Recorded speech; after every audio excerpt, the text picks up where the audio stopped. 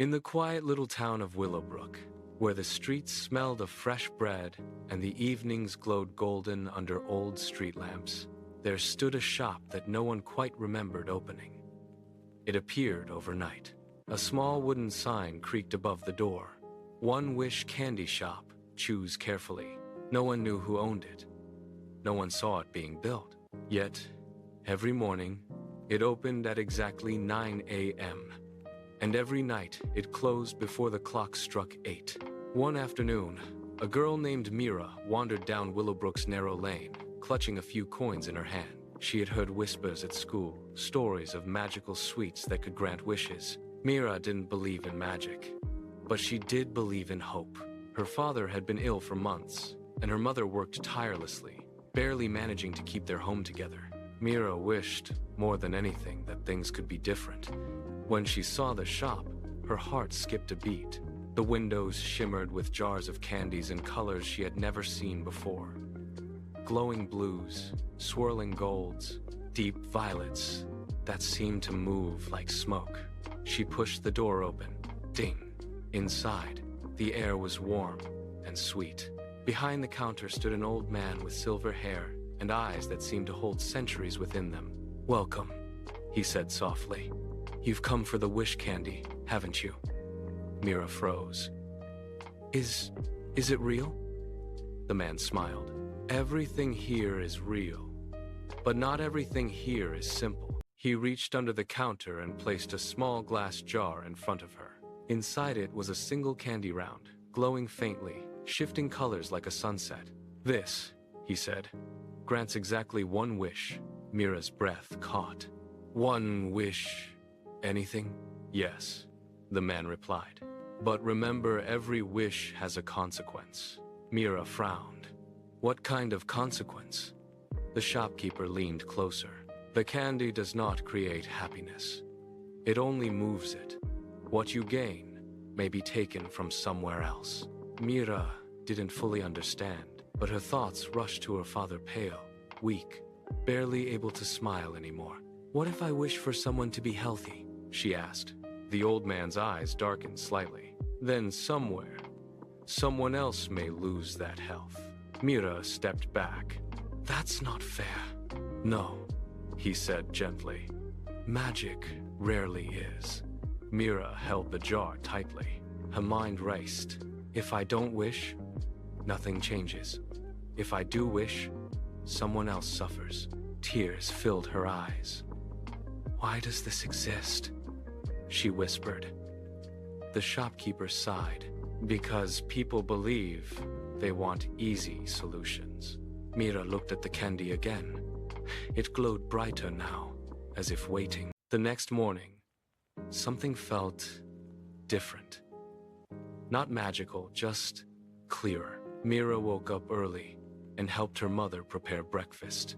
She studied harder than ever before, helping classmates and earning small rewards from her teachers. She began tutoring younger kids after school. Word spread. Soon, she was earning a little money. Her confidence grew. Her determination became unbreakable. And slowly, very slowly, things began to change. Her father didn't magically recover overnight, but with better care, support, and Mira's constant encouragement, he began to improve. Her mother smiled more. Their home felt warmer. Months later, Mira returned to the shop. The bell rang. Ding. The old man was waiting. "You chose wisely," he said. Mira smiled. "You didn't give me magic, did you?" "Oh, I did," he replied. "Just not the kind you expected." He leaned forward. "That candy doesn't change the world. It changes you. And that is far more powerful."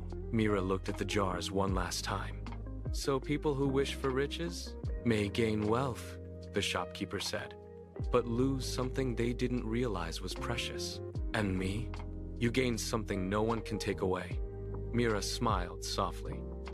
"Strength. True magic isn't about getting what you want instantly. It's about becoming strong enough to create it yourself." Years passed in Willowbrook, and the strange little candy shop faded into memory. Mira had grown older now. No longer the small, hopeful girl who once clutched a jar with trembling hands.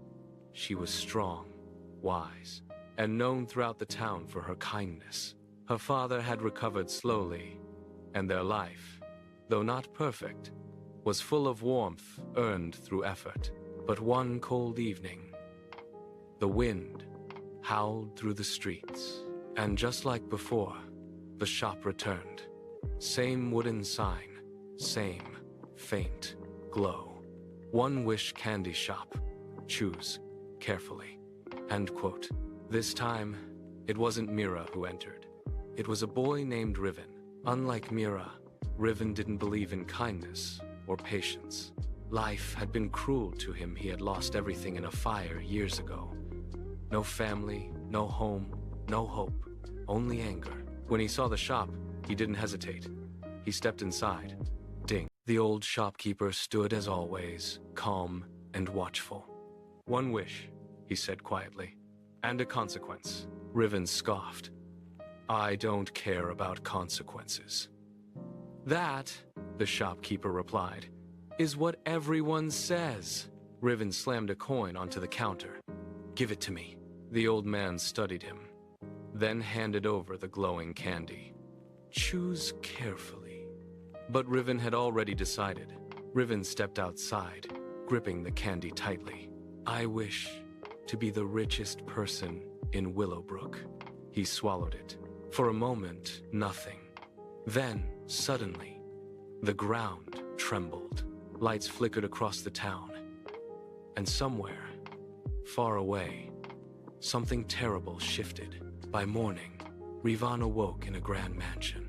Gold, silk, endless riches, everything he had ever dreamed of. But outside, Willowbrook had changed. Shops were abandoned. Families struggled. Mira noticed it first. People losing jobs, businesses failing overnight. Wealth hadn't been created. It had been taken from everyone. Rivan didn't care. At first, he wore fine clothes, ate lavish meals. Rivan lived in luxury, ignoring the misery outside his gates while laughing at the poor. But soon, mirrors reflected dark shadows that were not his own, haunting his every move. His lavish meals turned to ash in his mouth, leaving him starving and deeply unsettled. At night, ghostly whispers filled his room, accusing him of theft and demanding restitution. Desperate and sleep-deprived, Rivan returned to the mysterious shop to demand another magical wish. The shopkeeper stared coldly, warning that every wish he made only deepened the heavy cost. Ignoring the warning, Rivan shouted, I do not care. I wish for true happiness now. A strange candy appeared, and Rivan devoured it instantly, hoping for a final release. The whispers finally ceased, and the paralyzing fear vanished, leaving him feeling strangely calm. Rivan smiled, but he soon realized he could no longer feel any joy or sadness. Days later, Mira saw him laughing loudly in his mansion, surrounded by his golden treasures. She looked into his eyes and saw only an empty, hollow void staring back. Mira saw him days later laughing loudly, surrounded by luxury. Yet his eyes were empty, completely empty. Realizing what had happened, Mira went back to the shop. The bell rang. You knew this would happen, she said. Yes, the shopkeeper replied. But choice cannot be forced. Then, how do I stop it? The old man handed her a different jar. Inside was a dim, flickering candy. This one does not grant wishes, he said. It reveals truth. Mira found Rivan that night. You need to see what you've done, she told him. I'm happy, he replied flatly. No, she said softly. You're empty. Before he could resist, she gave him the candy. He ate it, and suddenly, everything came crashing down. He saw the families he had ruined, children going hungry, people crying in the dark. He felt it all, every ounce of pain he had caused. Rivan fell to his knees. Make it stop, he screamed. Mira knelt beside him. You have to fix it. I can't. You can. Together, they returned to the shop. Rivan was shaking. One last wish, the shopkeeper said. Rivan looked at Mira, then down at his trembling hands. I wish to return everything I took, even if it means losing everything I have. The candy glowed brighter than ever before. He ate it. Light burst through the shop, and then silence. Willowbrook awoke to a miracle. Shops reopened, families laughed again. Life returned. Mira ran through the streets, smiling, but something was missing. Rivan. Mira returned to the shop one last time. Where is he? She asked. The shopkeeper looked at her gently. He gave back everything, including himself. What does that mean? He no longer exists in this world of desire, the old man said. But somewhere, he has found peace. The shop vanished again, gone without a trace. But this time, Mira understood its purpose. It wasn't there to grant wishes. It was there to reveal hearts. Some people, like Mira, chose growth. Others, like Rivan, chose shortcuts and paid the price.